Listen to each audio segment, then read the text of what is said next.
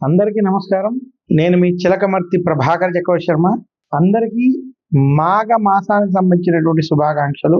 మనకున్నటువంటి 12 మాసాలకి ప్రతి మాసానికి ఒక్కొక్క ప్రాధాన్యత, ఒక ప్రాముఖ్యత, ప్రత్యేకత ఉండడం విశేషం.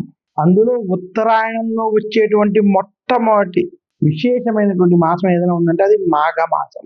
ఉత్తరాయణం సాధారణంగా పుష్యమాసం, మాఘమాసాలు దగ్గరలో ప్రారంభమైనప్పటికీ మాఘమాసం పూర్తిగా ఉత్తరాయణంలో ఉండేటువంటి మొట్టమొదటి మాసంగా మనం పెద్దలు తెలియజేస్తూ ఉంటారు. అటువంటి మాఘమాసం చాలా విశేషమైనది, ప్రత్యేకమైనది.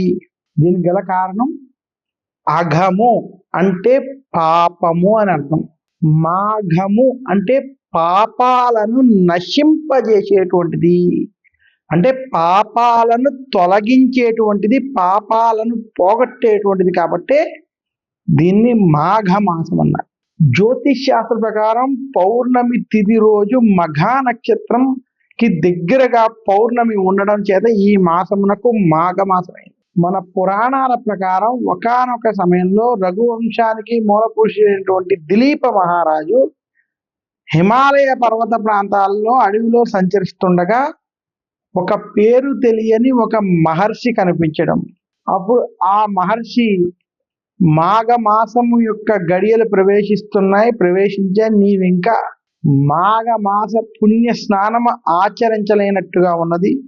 నీవు వెంటనే వెళ్ళి మాఘమాస స్నానం ఆచరించమని చెప్పడం. మాఘమాస స్నాన మహిమ ఏంటి, ఎందుకు ఆచరించాలని ఆ యొక్క దిలీప మహారాజు ఆ యొక్క మహర్షిని అడగగా, నీవు నీ రాజగురు అయినటువంటి వశిష్ఠుల వారిని ఈ యొక్క విషయాన్ని అడిగి సవివరంగా ఇంకా అనేక విషయాలు తెలుసుకోమని చెప్పి వెళ్ళిపోవడం.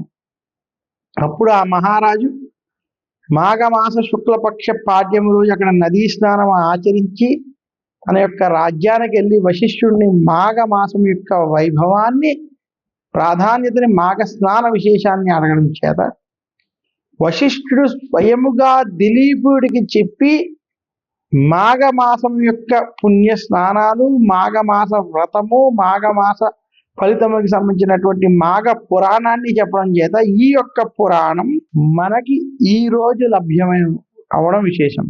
ఏ వ్యక్తి అయితే మాఘమాసంలో తెలిసి గాని తెలియక గాని మాఘ పురాణం పదం విన్నా, మాఘమాస వైభవం విన్నా, మాఘమాసంలో పుణ్య నదీ స్నానం ఆచరించిన వారికి విశేషమైనటువంటి పుణ్యఫలం లభిస్తుంది. మాఘమాసంలో ప్రతి ఒక్కరూ ఆచరించవలసిన ముఖ్య విషయాలు.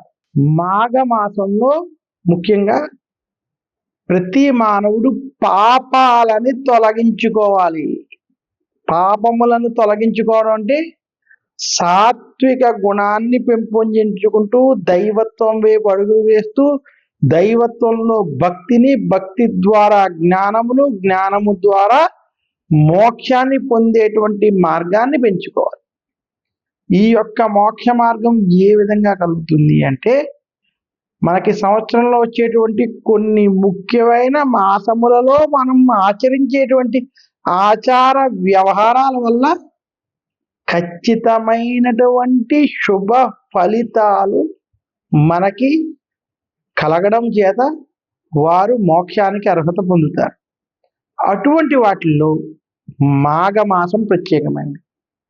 ఈ మాఘమాసంలో ముఖ్యంగా మాఘమాసంలో ఆచరించవలసిన ప్రముఖ ముఖ్య విషయాలలో స్నానం. మాఘమాసంలో ఏ వ్యక్తైనా తెలిసి గాని తెలియక గాని పుణ్య నదులలో లేదా తటాకాలలో, ముఖ్యంగా బావులలో గనక లేదా ఇంటి వద్ద కానీ మాఘమాసంలో పుణ్య స్నానాలు ఆచరిస్తే వారికి శుభ ఫలితాలు కలుగుతాయి, పాపము తొలగిపోతుందని శాస్త్రాలు తెలియజేస్తాయి. అంటే మనం తెలిసి కానీ తెలియక చేసినటువంటి పాపాల నుండి క్షమాపణ కోరుకుంటూ ఏ వ్యక్తి అయితే మాఘమాసంలో పుణ్య నదీ స్నానాలు ఆచరిస్తారో వారికి శుభాలు కలుగుతాయి. సూర్యుని యొక్క కిరణాలు మనకి మాఘమాసంలో ముఖ్యంగా ప్రత్యేకంగా ఈ నదుల్లో ఉండడం చేత ఈ సమయంలో నదులలో విశేషమైనటువంటి శక్తి ఉండడం చేత మనకున్నటువంటి గ్రహ దోషములు ఇవన్నీ తొలగి శుభ ఫలితాలు కలుగుతాయని శాస్త్రాలు తెలియజేశాయి. మాఘమాసంలో పుణ్య నదీ స్నానం ఆచరించాలని మాఘ పురాణం స్పష్టంగా తెలియజేస్తుంది. అయితే మాఘమాసంలో స్నానం ఆచరించడానికి విధి విధానం ఉంది. ఎలా పడితే అలా స్నానం చేస్తే అది పుణ్య స్నానం అవదు, దానివల్ల ఎటువంటి పుణ్యం లభించదు. మనం నదుల వద్దకు వెళ్ళినా, ఇంటిలో స్నానం చేసినా దానికి స్నాన విధి అని ఉన్నది. ఆ స్నాన విధి అంటే ఏమిటంటే, ప్రతి మానవుడు నదుల్లో స్నానం ఆచరించేటప్పుడు ఇంటిలోనే తల స్నానం ఆచరించాలి ముందుగా. అలా స్నానం ఆచరించాక కొత్త వస్త్రములు లేదా శుభ్రమైన వస్త్రములు కట్టుకుని, ముఖ్యంగా మగవారైతే ధవతి వంటివి, పంచె వంటివి కట్టుకోవడం, పైన ఒక వస్త్రాన్ని వేసుకోవడం. స్త్రీలు వారికి అనుకూలమైనటువంటి చీర వంటి వస్త్రాలు కట్టుకోవడం. భార్యాభర్తలైతే మాఘమాస పుణ్య నదీ స్నానానికి కలిసి వెళ్ళడం, అలాగే కొంగుముడి కట్టుకుని వారు స్నానం ఆచరించడం. ఈ రకంగా శాస్త్రబద్ధంగా మాఘమాస పుణ్య నదీ స్నానం ఆచరించాలి. ఏ కోశాన్నైనా ఇంట్లో ఇద్దరూ స్నానం ఆచరించలేనటువంటి పరిస్థితి ఏర్పడినప్పుడు కనీసం భర్త వెళ్ళి ఆ యొక్క స్నానాన్ని ఆచరించి ఆ యొక్క పుణ్యాన్ని ఆ కుటుంబానికి ధారపోయొచ్చు. ఈ స్నానం ఆచరించేటువంటి విధి విధానంలో ఇలా ఇంటిలో స్నానం ఆచరించి శుభ్రమైన వస్త్రాలతో నదుల వద్దకు వెళ్ళి, గంగే జమునే చైవ గోదావరి సరస్వతి నర్మదే సింధు కావేరి జలేస్మిన్ సన్నిధిం కురు అని చెప్పి, ఓం అపవిత్ర పవిత్రో వా సర్వావస్థాంగతో యస్మరే పుండరీకాక్షం సభాహ్యాభ్యంచం శుద్ధ్యని ఆ యొక్క నీళ్ళని నెత్తి మీద జల్లుకుని ఆ యొక్క నదీమాతకు నమస్కరించి సంకల్ప సహితంగా మాఘమాస పుణ్య నదీ స్నాన కర్మ కరిష్యే అని ప్రత్యేకంగా సంకల్ప సహితంగా స్నానం చేస్తూ నది కింద ఉన్నటువంటి మాతృక అంటే మట్టిని రాసుకుని, సబ్బులు షాంపూలు వాడకుండా 3 మునకలతో పుణ్య నదీ స్నానం ఆచరించాలి. ఏ వ్యక్తి అయినా నదుల్లో సబ్బులు షాంపూలతో స్నానం ఆచరించడం, అవహేళనతో లేదా వ్యంగ్య పదజాలాలు వాడుతూ వారి యొక్క ఆనందం కోసమో ఇతరులని ఇది చేయడం కోసమో చేసేటువంటి స్నానాలు కాదని, భక్తి శ్రద్ధలతో ఆ నదీమాతని గౌరవిస్తూ కింద మట్టిని రాసుకుని పుణ్య నదీ స్నానాన్ని ఆచరించాలి. ఇంకెవరికైనా ఇంకొంచెం విశేషంగా చేయాలనుకుంటే పసుపు, గంధము, కుంకుమ వంటివి కూడా నదీ స్నానంలో వినియోగించడంలో దోషం లేదు తప్ప, సబ్బులు షాంపూలతో చేసేటువంటి స్నానం పుణ్య నదీ స్నానం కాదని ప్రత్యేకంగా తెలియజేస్తున్నాను.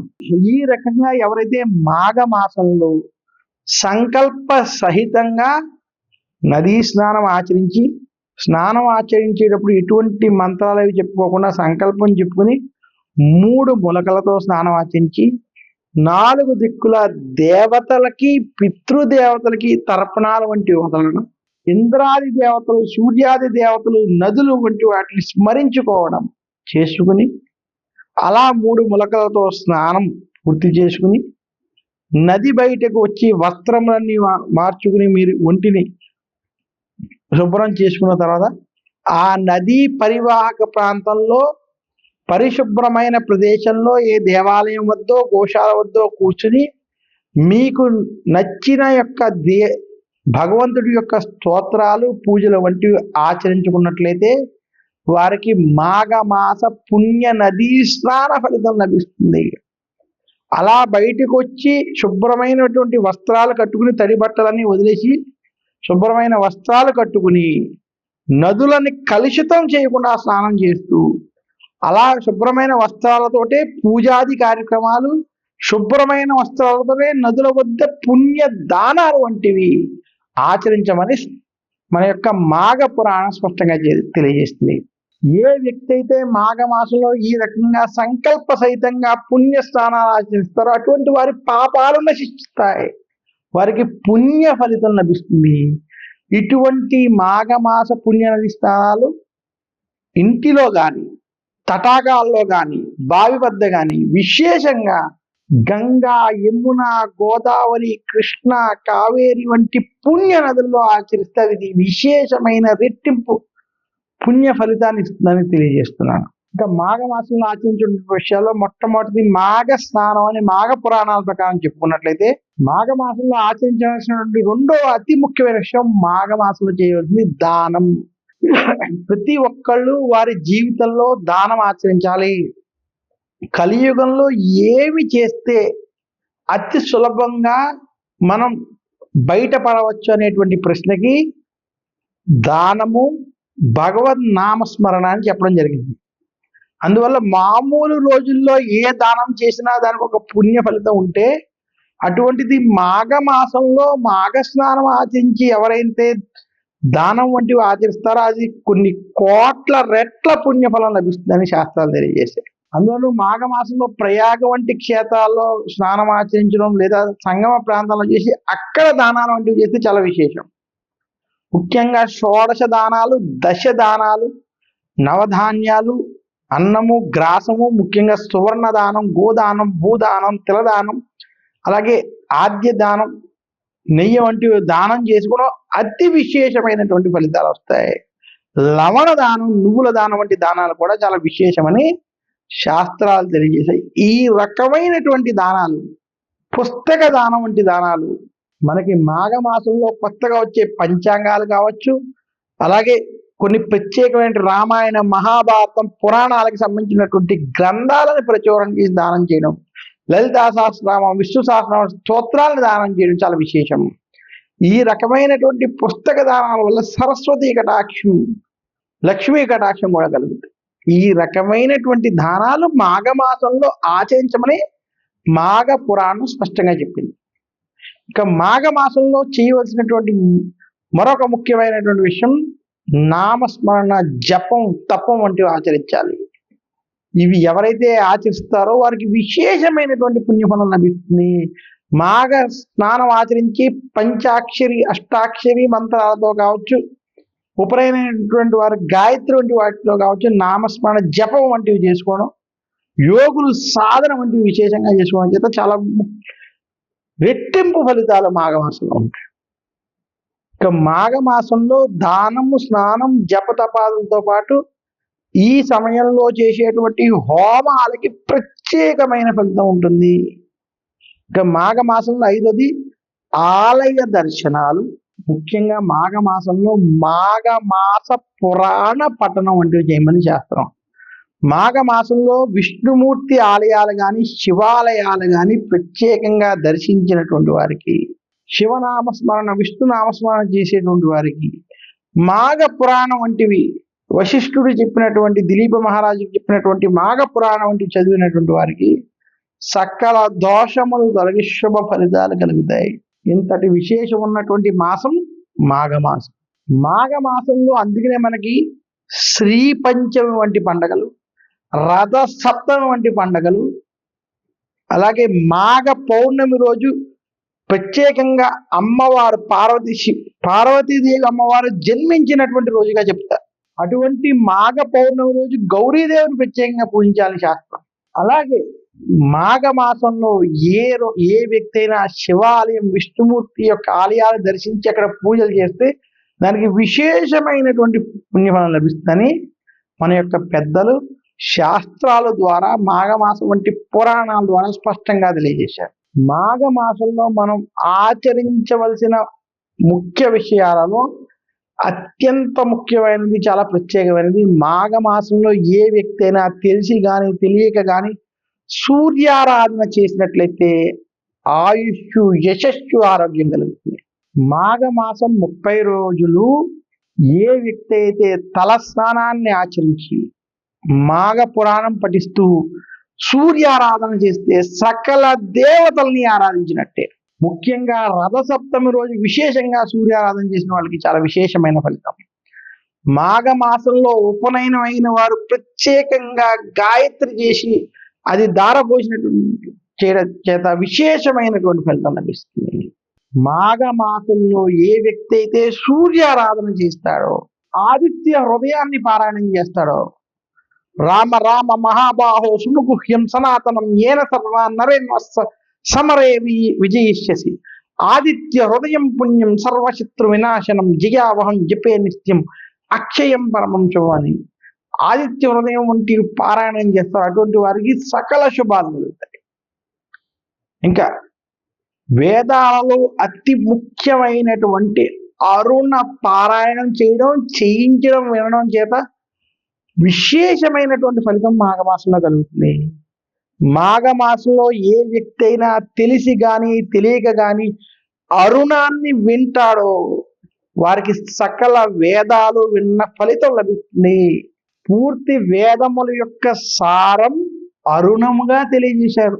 అరుణ మహామంత్రాలు చాలా ప్రత్యేకమైనవి, విశేషమైనది. అందులోనూ ఓం భద్రం కర్ణేభి శృణుయామ దేవా భద్రం పశ్యే మాఖ్య బిర్జత్రా స్థిరైరంగై సుష్టువాగంశస్తనోభి వ్యశేవ దేవహితం యదాయు స్వస్తిన ఇంద్రో వృద్ధస్రవా స్వస్తిన పూషా విశ్వవేదా స్వస్తి నష్టాఖ్యో అరిష్టనేమి స్వస్తి నో బృహస్పతిర్దదాతు అని ఏ రకమైనటువంటి అరుణ మంత్రాలని చదువుకోవడం, వినడం చేత సూర్య భగవాన్ యొక్క అనుగ్రహము, సూర్య భగవాన్ యొక్క వైభవం మనకు తెలుస్తాయి. వేదాలకి సంబంధించిన పూర్తి సారము, వేదములన్నీ చదివినటువంటి ఫలితము మాఘమాసంలో ఒక్క అరుణ పారాయణం చేయడం, అరుణ వినడం చేత లభిస్తుంది.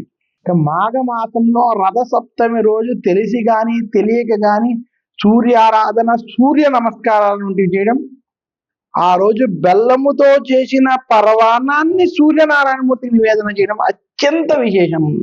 మాఘమాసంలో ఒక్క రథ సప్తమి రోజు పుణ్య నదులని వద్దకు వెళ్ళి ఆ రోజు పుణ్య నదీ స్నానాన్ని ఆచరించి సూర్యనారాయణమూర్తికి తర్పణాలు వంటివి వదిలి ఆ రోజు ముఖ్యంగా ఆదిత్య హృదయం, అరుణం లేదా సూర్యాష్టకం వంటివి పఠించినటువంటి వారికి సకల దోషాలు, గ్రహ దోషాలు తొలగి ఆరోగ్యము, ఆనందము, ఐశ్వర్యము కలుగుతాయని తెలియజేస్తున్నాను. ఏ మానవుడైనా తన జీవితంలో ఆయుష్షు, ఆరోగ్యము, ఆనందము, ఐశ్వర్యము కావాలని కోరుకునేటువంటి వారు మాఘ మాసంలో పుణ్య నదీ స్నానాలు ఆచరించి సూర్యారాధన వంటివి చేయడం చేత, మాఘ పురాణం వంటివి పఠించడం చేత సకల శుభాలు కలుగుతాయని తెలియజేస్తూ, ఈ మాఘ మాసానికి సంబంధించినటువంటి ప్రత్యేక కార్యక్రమంలో మనం మాఘ పురాణ వైభవం, సూర్యనారాయణ యొక్క వైభవం, అలాగే మాఘ స్నాన వైభవం, ఇవి ఏవైతే మనం తెలుసుకున్నామో ఇవి మాఘ మాసంలో వినడం చేత దిలీప మహారాజు వశిష్ఠుని యొక్క నామస్మరణం చేత ఆ పుణ్య ఫలితాలు మనకు లభిస్తాయని కూడా తెలియజేస్తున్నాను. ఇక మాఘ మాసంలో ప్రతి ఒక్కరూ ఆచరించవలసినటువంటి విషయాలు, ఈ మాసం శాంతముగా ఉండడానికి ప్రయత్నించాలి. ఆవేశాలకి, ఆవేశపూరిత నిర్ణయాలకి దూరంగా ఉండాలి. మాఘ మాసంలో ఏ వ్యక్తి అయితే భక్తి శ్రద్ధలతో, సాత్విక గుణముతో వారి యొక్క జీవితంలో ముందుకు వెళతారో, మాఘమాసంలో ప్రత్యేకంగా రామాయణం, మహాభారతం వంటివి చదువుకోవడం, భగవద్గీత వంటివి చదువుకోవడం, ఇవి కుదరని పక్షంలో కనీసం విష్ణు సహస్రనామాలు వంటివి పారాయణం చేయడం వల్ల చాలా విశేషమైనటువంటి పుణ్యం లభిస్తుంది.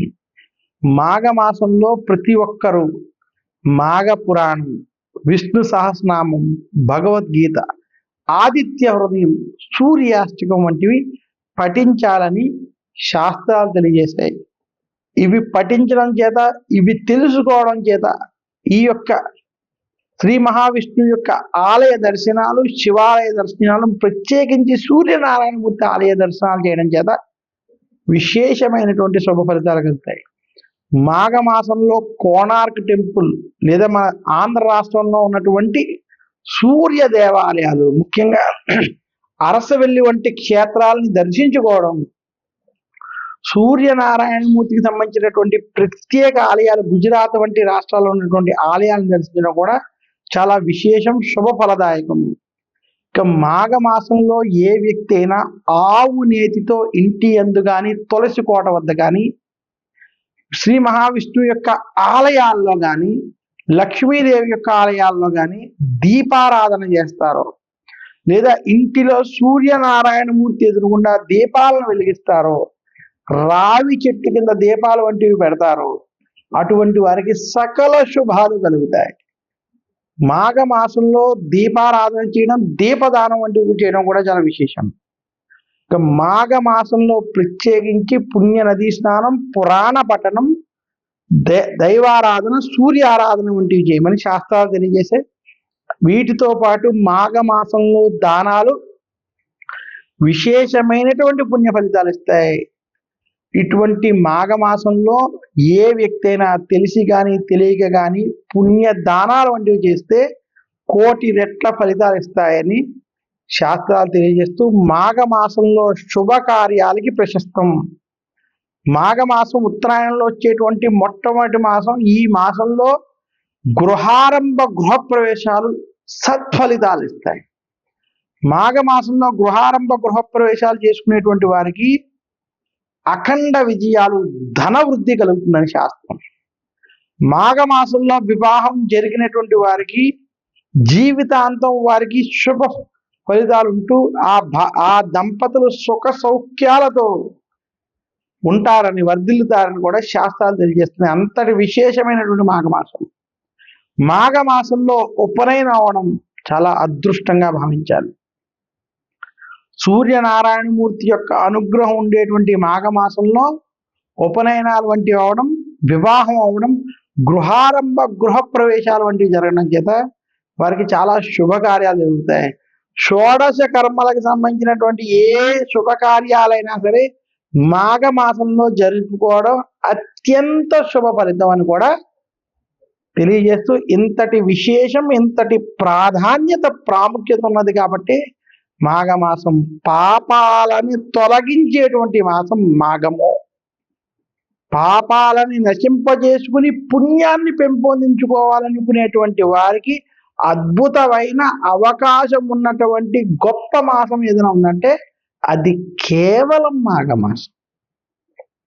అటువంటి మాఘమాసంలో మాఘము అని తలుచుకుంటేనే చాలు మన యొక్క పాపాలను నశిస్తాయని తెలియజేస్తూ, ఈ ప్రత్యేక కార్యక్రమం ద్వారా ఈ యొక్క పాపాలు తొలగించుకునేటువంటి అవకాశం, పాపాలు తొలగించగలిగేటువంటి అవకాశం ఆ సూర్యనారాయణమూర్తి ఈ కార్యక్రమం ద్వారా నాకు అందించినందుకు ఆ యొక్క సూర్యనారాయణమూర్తికి నా యొక్క హృదయపూర్వక నమస్కారాలు తెలియజేస్తూ, ప్రతి ఒక్కరికి కూడా శుభ ఫలితాలు కలగాలి, శుభాలు కలగాలి, లోకా సమస్త సుఖినో భవంతు అని, సుఖంగా ఉండాలని తెలియజేస్తూ, సర్వే జన సుఖినో భవంతు అని కోరుకుంటూ సెలవు తీసుకుంటున్నాను. నమస్కారం. మీ చిలకమర్తి ప్రభాకర్ చక్రవర్తి శర్మ. హిట్ టీవీ యాప్, ఇందులో short news, live news, entertainment shows, movies, digital magazines తో పాటు మీ జిల్లా వార్తలను కూడా ఫ్రీగా చూడొచ్చు. ఇంకెందుకు ఆలస్యం, వెంటనే హిట్ టీవీ యాప్ ని డౌన్లోడ్ చేసుకుని ఫ్రీగా ఎంటర్టైన్మెంట్ పొందండి. Hit TV app. Hit TV app. Please download hit TV app. Hit TV app ని ఫ్రీగా డౌన్లోడ్ చేసుకుని ఎంజాయ్ చేయండి. మీకు నచ్చిన ఎంటర్టైన్మెంట్ కోసం హిట్ టీవీ యాప్ ని ఫ్రీగా డౌన్లోడ్ చేసుకుని ఎంజాయ్ చేయండి. హిట్ టీవీ యాప్ ని డౌన్లోడ్ చేసుకుని ఆస్వాదించండి, ఆశీర్వదించండి. ఇంతమంది సెలబ్రిటీలు హిట్ టీవీ యాప్ ని డౌన్లోడ్ చేసుకోండి అని చెప్తున్నారంటే ఎంత మంచి యాప్ ఆలోచించండి. అమెరికా అమెరికా అమెరికా అమెరికాలో చదవాలనుకునే వాళ్ళకి విశ్వసనీయమైన పేరు మన శౌర్య కన్సల్టెన్సీ. UK లో 1 year masters. UK లో 1 year masters. 2 years work permit up to 5 years visa. Contact Saurya Consultancy. Contact 89851 89851.